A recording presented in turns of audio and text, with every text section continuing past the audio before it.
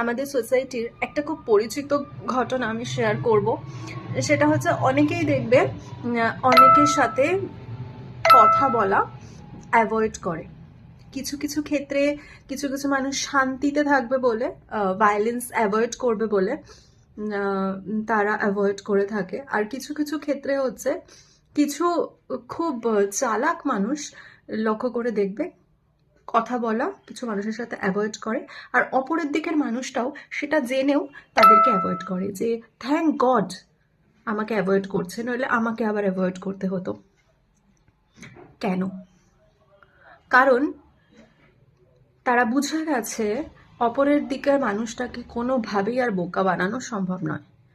তারা তাদের প্রত্যেকটা কার্যকলাপ, তাদের প্রত্যেকটা ম্যানিপুলেশন বুঝে গেছে, প্রত্যেকটা তাদের চালাকি, যে চালাকি তাদের জীবনের প্রতিটা ক্ষেত্রে ডেস্ট্রয় করেছে, তারা আবার ওভারকাম করেছে, সেই জন্য তারা তাদেরকে অ্যাভয়েড করে।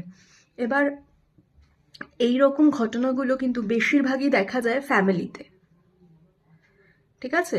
তো আর এটা খুব সত্যি কথা যে অ্যাকচুয়ালি প্রকৃত যে শত্রু যারা, মানে যারা প্রকৃত আমাদের ক্ষতি করে, যাদের জন্য সত্যি জীবনটাকে অনেকটা দুর্বিষহ বলে মনে হয়, তারা কিন্তু বাইরের কেউ নয়, প্রত্যেকেই আমাদের পরিবারের মধ্যেই রয়েছে।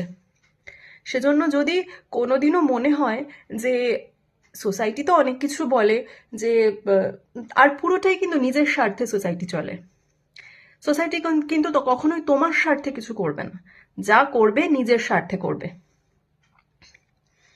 ঠিক আছে? তো সেজন্য কোনোদিন যদি তোমার মন কিছু বলে যে এটা ঠিক, ওটাই করো। কারণ যখন তুমি গুরুতর সমস্যার মধ্যে থাকবে, কেউ কিন্তু তোমার পাশে এসে তোমাকে টেনে তুলবে না, সেদিন কিন্তু তোমার ভরসা তুমি।